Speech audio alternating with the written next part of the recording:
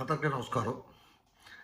ఆంధ్రప్రదేశ్‌లో election schedule ప్రారంభమైనప్పటి నుంచి కొంచెం ఇంచుమించు 25 రోజులు బట్టి ఒక వీడియో కూడా నేను చేసి పెట్టలా. ఎందుకంటే మనమే మేధావులం కాదు. ప్రతి ఒడికి కూడా వాడి విజ్ఞానం కొలిది, లేకపోతే వాడి యొక్క గ్రహశక్తి కొలిది, వాడి ఇష్టం వచ్చినట్టుకు వాడు ఓటేసుకుంటాడు అనే జ్ఞానంతోటి ఇప్పటి వరకు పెట్టలా. కాకపోతే ఇప్పుడు ఎందుకు ఈ వీడియో చేసి పెడుతున్నానంటే, గత వారం రోజులు బట్టి కూడా చాలా పరిణామాలు తీవ్రంగా జరుగుతున్నాయి. ఒకటేంటంటే, ముద్రగడ పద్మనాభం గారి అమ్మాయి క్రాంతి అనే ఆవిడని తీసుకొచ్చి వెలుగులో పెట్టి ఏదో ఆవిడ చేత కొన్ని మాటలు మాట్లాడించారు. కాకపోతే ఏంటంటే, వాళ్ళ బాంగారు బార్లపూడి రవీంద్ర కుమార్ లేకపోతే ఏడిఎస్ రవికుమార్ అనేటైనా ఎప్పటి నుంచో ప్రజారాజ్యం మనిషి అతను. అతనికి ఒక బీఆర్కే కళ్యాణ మండపం అని చెప్పి రాజమండ్రిలో ఉంది. అది కూడా ప్రజారాజ్యం అప్పుడు అది పార్టీ ఆఫీస్ కిందే ఉపయోగించుకున్నాడు. అందులో టిఫిన్లు భోజనాలు సంస్థ ఖర్చులు అతనే పెట్టుకున్నాడు. అప్పుడు అతనేమో పార్టీలోకి ఎమ్మెల్యే టికెట్ అడిగితే, నువ్వు మొత్తం కాదే, నీ కూడా మీ ఈయనకుడు ముద్రగడ పద్మనాభాన్ని కూడా తీసుకురామని చెప్పి అన్నారు. పద్మనాభం గారు రారన్నాడు. ఆ ఎపిసోడ్ అలాగ అయిపోయింది అది. ఇప్పుడు మళ్ళీ ఏదో భవిష్యత్తులో ఏమైనా అధికారంలోకి వస్తే, ఈ కూటమి అధికారంలోకి వస్తే ఏదో అతను ఆర్థిక ప్రయోజనాలు ఆశించి వాళ్ళ కోడలను రంగంలో దింపాడు. అది పక్కన పెట్టండి. ఎవడి ప్రయత్నాలు ఆడు చేసుకుంటున్నాడు. ఇప్పుడు కుటుంబంలో కూరలో ఉప్పు తక్కువైనా సరే వచ్చి సోషల్ మీడియాలో పెడుతున్నారు. అలాగైపోయింది మన పరిస్థితి. కాకపోతే ఏంటంటే, బీజేపీ ఈ కూటమిలో చేరటం వల్ల ఒక పెద్ద సమస్య ఒకటి వచ్చింది. ఏంటంటే, రిజర్వేషన్లు తీసేస్తారు.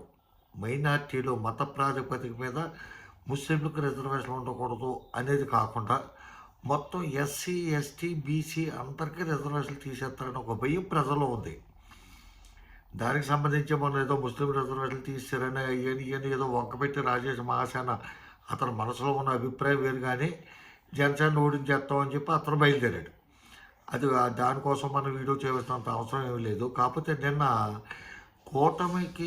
కూటమి ఏర్పడటానికే పెద్ద వ్యక్తి, కక్కన కట్టుకున్న వ్యక్తి అయిన ఈ పవన్ కళ్యాణ్ అనేటైనా ఎన్డీటీవీ అనేది ఒక పేరున్న పత్రిక, పేరున్న టీవీ ఛానల్, దానికి ఇంటర్వ్యూ ఇచ్చాడు. దానికి సంబంధించిన న్యూస్ ఇందులో పడ్డది. సాక్షిలో వేశారు. కాబట్టి సాక్షిలో వేసేది మనం నమ్మదగ్గర కాదు. ఎందుకంటే సాక్షిలో వాళ్ళకు అనుకూలమైందే వేస్తారని చెప్పి అనుకోవచ్చు. డైరెక్ట్ ఎన్డీటీవీ వాళ్ళు ఇచ్చిన డైరెక్ట్ లైవ్ మీకు ఒకసారి చూపిస్తాను. దాంట్లో అయినా ఏ రిజర్వేషన్ అవసరం లేదు.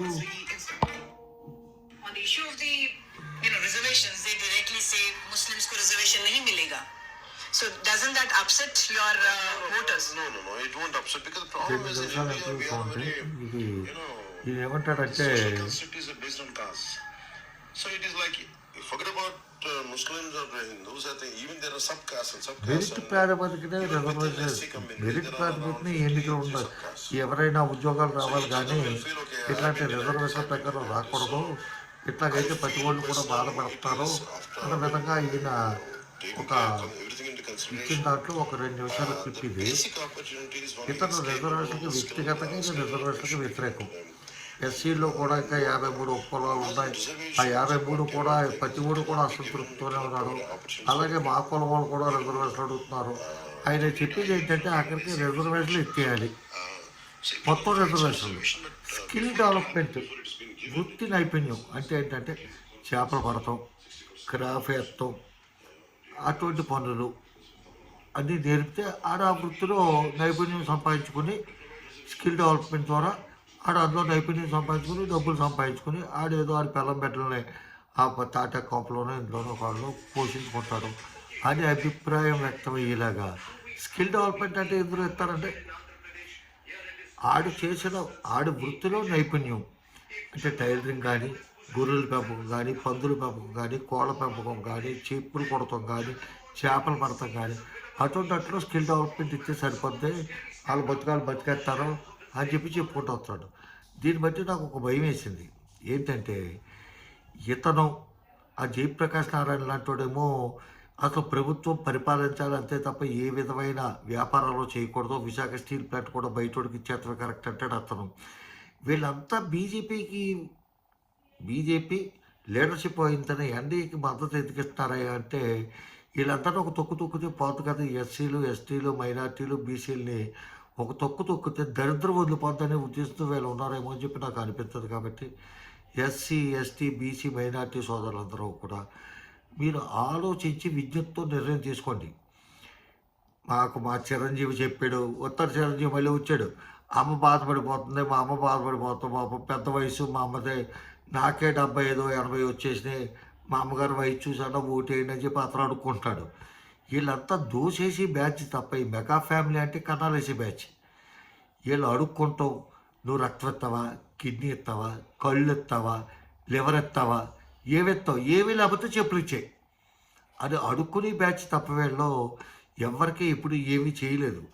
ప్రజలందరూ కూడా, అందులో ముఖ్యంగా కాపు సోదరులందరూ కూడా ఒక విధమైన ట్రాన్స్లో జీవిస్తున్నారు. మా మెగా ఫ్యామిలీ మాకు అండగా ఉంటుంది, కాపులకి తొక్క ఉంటుంది, తోటకూర ఉంటుంది. అతను ఏమైనా పోనీ జనసేన అభ్యర్థులు అందరినీ గెలిపించండి, ఎన్డీఏ అభ్యర్థులు అందరినీ గెలిపించండి అని చెప్తున్నాడా? ఆ మెగాస్టారో ఎవడో ఆ చిరంజీవి అని ఎవడో లేదు, మా తమ్ముడిని గెలిపించాడు, మా అమ్మ ఏడు చేస్తుందని చెప్తున్నాడు. ఇటువంటి వాళ్ళు మాటలేని మీరు ఆవేశంతో నిర్ణయం తీసుకుంటూ కాదు. ఎస్సీ ఎస్టీ బీసీ మైనార్టీ కాపు సోదరులందరూ కూడా ఒకటి ఆలోచించండి. ఇప్పుడు దాకా రిజర్వేషన్లకు అన్యాయం చేశాడు, కాపులకు అన్యాయం చేశాడని ముద్రగడ పద్దామానికి మరి ఏడ్చారు కదా. ఇప్పుడు ఇతను ఏమంటాడు? మా వాళ్ళు కూడా అడుగుతారు కానీ ఏమి వీలు పడుతుంది, ఏమైనా అవ్వదు, అలా మొత్తం రిజర్వేషన్లు తీసి బాధపడాలి. డెవలప్మెంట్, స్కిల్ డెవలప్మెంట్ నేర్పితే ఆ నైపుణ్యం గురించి వాళ్ళు అభివృద్ధిలోకి వస్తారు, మెరిట్ ప్రకారమే ఉద్యోగాలు రావాలనేది అతని ఉద్దేశం. అదంతా మీరు గమనించి మీరు సరైన నిర్ణయం తీసుకుని ఈ ఎన్డీఏ కూటమి అభ్యర్థులు ఎక్కడుంటే అక్కడ వాళ్ళని ఓడించమని చెప్పి కోరటానికి వీడియో చేశాను.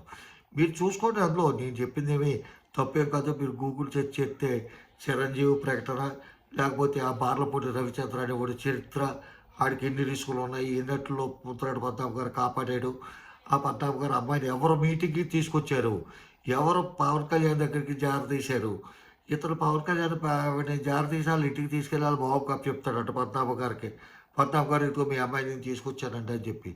అదే విషయం ఆయన అన్నగారు కూతురు లవ్ మ్యారేజ్ చేసుకుని వెళ్ళిపోయినప్పుడు కూడా ఇతను వెళ్ళి, అమ్మ రామ్మ, మీ నాన్న దగ్గరికి నేను చేరుతాను, మీ నాన్న ఒప్పుకోకపోతే మా ఇంట్లో పెట్టుకుంటాను, నువ్వు నా కూతురువే కదా అని చెప్పి తీసుకెళ్ళవచ్చు కదా.